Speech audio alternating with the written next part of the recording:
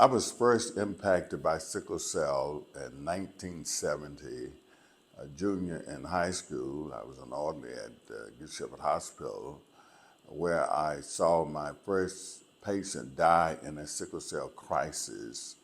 I remember the attending physician, Dr. Jackson, and the charge nurse, Miss Guthrie, on the OC ground. And I asked him what had happened. He told me that the lady died from a lack of oxygen, and it was a disease called sickle cell.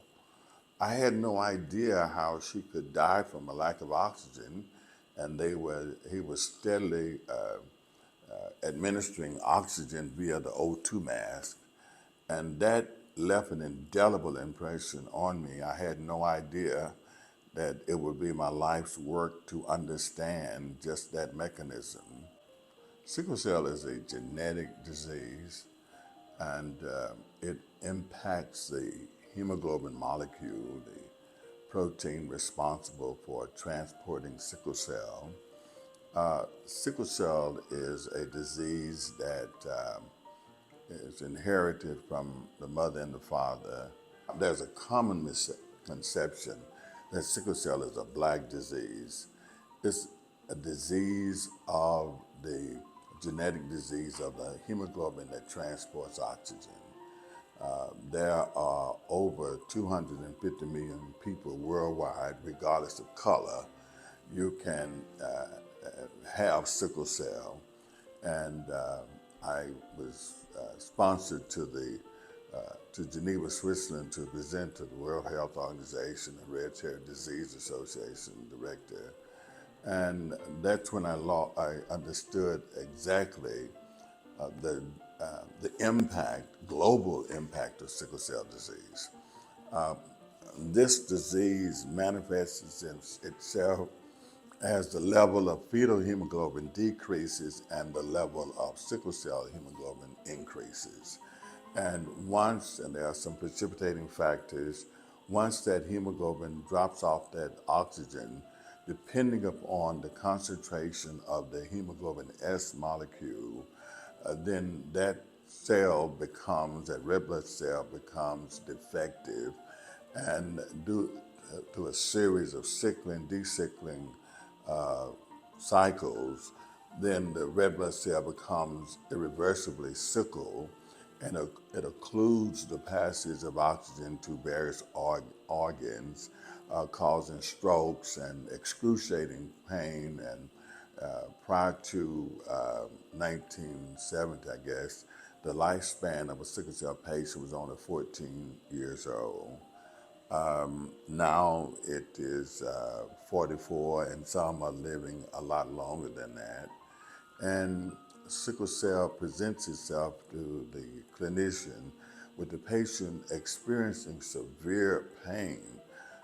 One patient told me it was like being run over by a bulldozer, and someone taking a sledgehammer and just beating them.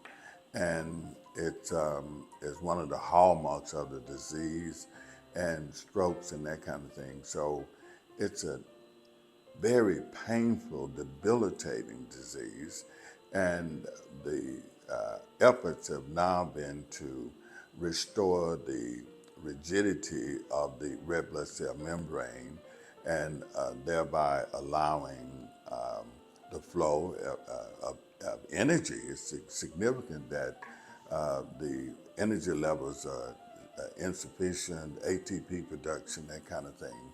And the approach that we have used is to suppress the formation of uncontrolled free radical proliferation and the impact on the lipid membrane of the red blood cell. And we have significant research where we've shown that this approach that we're using with the vitamin E is just one of the components that is very impactful in terms of mitigating the components that go toward the sickling of the red blood cells. My research attracted the attention of the late two-time Nobel laureate Linus C. Pauling, who was instrumental in developing, as we say, the molecular era of sickle cell. He and Artano and Wells and Ingram, they wrote a paper in 1949 and established the molecular era. And I had God bless me, I had a pilot feasibility study where we were utilizing the D-alpha tocopherol on sickle cell patients, and we impacted just with the vitamin E alone the severity and number of crises. The parents of these children were told that they would never live to be teenagers. And I'm happy to report that they're all grown. In fact, the daughter has a grandchild. And it's significant that we understand that there's a significant call to arms. We are saying that the cosmological impact of sickle cell is the approach is where we are going with your help, your investment. We're going to utilize this technique to not only cure sickle cell anemia, but also advanced cancers and autoimmune diseases. I would like to recommend these books. One is The Sickle Cell Anemia by George B. Shore. And this one was written by my very dear friend, Dr. F.I.D. Konatel-Hulu, who has written a book called The Sickle Cell Disease Patient. So many times we forget that it's the patient that we have to focus on. And with your support, with your investment, we'll be able to make significant strides in understanding the role of mitigating sickle cell and increasing the lifespan and productivity of sickle cell patients. We need your support, and we're asking that you will support this great effort by investing in Elephant Open Investment Limited. God bless.